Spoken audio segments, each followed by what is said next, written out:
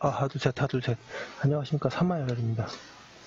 김성동 교수님 제 형법정론 864페이지 제7번 성충동 약물 치료 보겠습니다. 사마열혈TV 질차 추천을 부탁드리고 유튜브 구독을 권합니다. 양가루 1번의 의의와 법적 성격. 성충동 약물 치료란 비정상적인 성적 충동이나 욕구를 억제하기 위한 조치로서 성도착증 환자에게 약물 투여 및 심리치료 등의 방법으로 도착적인 성기능을 일정 기간 동안 약화 또는 정상화하는 치료를 말한다. 2010년부터 도입된 이래 16세 미만의 피해자에게 성폭력 범죄를 저지른 재범의 위험성이 있는 성도착증 환자에 대해서만 가능하였던 것이 2012년 개정을 통해서 피해자의 연령에 상관없이 부과할 수 있게 되었다. 이 제도는 성폭력 범죄의 재범을 방지하고 사회복귀를 촉진하는 것을 목적으로 하고 재범의 위험성을 치료 명령의 중요한 요건으로 삼고 있으므로 그 목적과 본질에 비춰볼 때 그 법적 성격을 보완 처분이라고 할 수 있다. 양가루 2번의 내용 및 절차. 약물 치료는 비정상적 성적 충동이나 욕구를 억제하거나 완화하기 위한 것으로서 의학적으로 알려진 것이어야 하고 과도한 신체적 부작용을 초래하지 아니하거나 아니하여야 하며 의학적으로 알려진 방법대로 시행되어야 한다는 요건을 갖추어야 한다. 865페이지. 검사는 성폭력 범죄를 저지른 성도착증 환자로서 성폭력 범죄를 다시 범할 위험성이 있다고 인정되는 19세 이상의 사람에 대해서 약물 치료 명령을 법원에 청구할 수 있다. 이 경우 검사는 치료 명령 청구 대상자에 대해서 정신건강의학과 전문의의 진단이나 감정을 받은 후에 치료 명령을 청구해야 한다. 치료 명령에는 동그라미 1번 피고인에 대한 법원의 판결에 대한 치료 명령, 동그라미 2번 사람에 대해서 성폭력 범죄를 저질러 징역형 이상의 형이 확정되었으나 제8조 1항에 따른 치료 명령이 선고되지 아니한 수용자에 대해 법원의 결정에 의한 치료 명령. 동그라미 3번에 성폭력 범죄자 중 성도착증 환자로서 치료 감호의 집행 중에 가족력 또는 치료 위탁되는 피치료 감호자나 보호 감호 집행 중에 가출소되는 피보호 감호자에 대한 치료 감호 심의위원회에 의한 치료 명령의 세 가지 형태가 있다.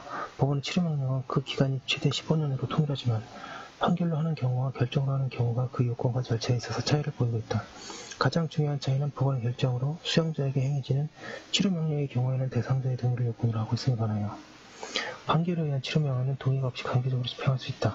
치료감호심의위원회의 치료 명령의 경우에도 당사자의 동의 없이 보호관찰 기간의 경우의 범위에서 치료 명령을 부과할 수 있다. 이 경우 그 기간은 최대 3년이다. 치료 명령은 검사의 지휘를 받아 보호관찰관이 집행한다. 치료 명령은 치료 기간이 지난 때 치료 명령과 함께 선고안형이 사면되어 그 선고의 효력을 상실하게 된 때 치료 명령이 가해지된 사람이 그 가해자가 취소됨 없이 전혀 치료 기간이 지난 때에는 그 집행이 종료된다. 하고 있습니다. 양가루 3번의 문제점과 개선 방안. 성충동 약물치료법에 의하면 약물치료는 도착적인 성기능을 일정 기간 동안 약화 또는 정상화하는 치료라고 하는 바, 이는 일정 기간 대상자를 성적으로 무기력화, 무해화시키는 것에 불과하므로 일정한 의미에서의 치료나 개선을 목적으로 하는 보완 처분의 취지를 파악하지 아니한다.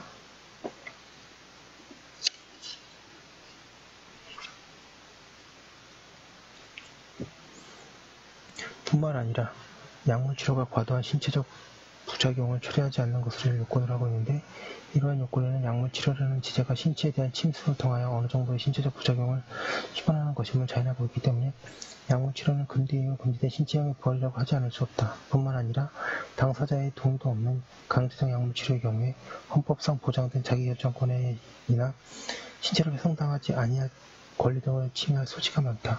성범죄 수용자에 대한 치료 명령의 경우에는 당사자의 동의를 요하지만 이 경우 수용시설의 장이 866페이지 가석방 심사위원회의 가석방 적격 심사를 신청하도록 규정하고 있을 뿐만 아니라 가석방 심사위원회는 성폭력 수용자의 가석방 자격 심사를 치료할 때에 치료 명령이 결의된 사실을 고려하도록 하고 있다. 이는 수용자에 대한 치료 명령이 당사자의 동의를 전제로 하고 있기 때문에 당사자의 동의를 이끌어내기 위한 하나의 유인책이자 사실상의 간이된 동의에 의해 가석방을 예정하고 있는 것에 불과하다. 교도소에 구금되어 신체가 속박되어 있는 수용자 입장에서 볼 때 가석방을 반대급부로 하는 동의의 자발성이 담보되어 있는 것인지가 의문이기 때문이다. 더 나아가 치료기간 중에 상수의 약물의 투약 등으로 약물 치료의 효과를 해하는 의무 위반 범에 대해서 7년 이하의 징역 또는 5천만 원 이하의 벌금에 처하고 보호관찰의 준수사항에 대해서도 3년 이하의 징역 또는 1천만 원 이하의 벌금이라는 백업 제재를 가하는 것은 보호관찰이 다른 사회내초의 실효성을 담보하기 위한 제재와 정도 형평성을 잃고 있다.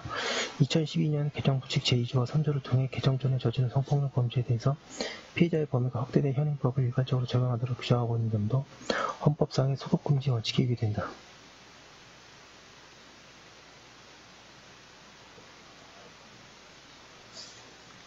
이와 같은 신체형과 다를 바 없는 치료명령 제도는 검증되지 않은 약물 치료의 방법으로 수용자의 자기결정권과 인간의 존엄성 및 신체를 훼손당하지 않을 권리를 침해함으로써 위헌성의 시비에서 벗어날 수 없으므로 폐지되는 것이 바람직하다.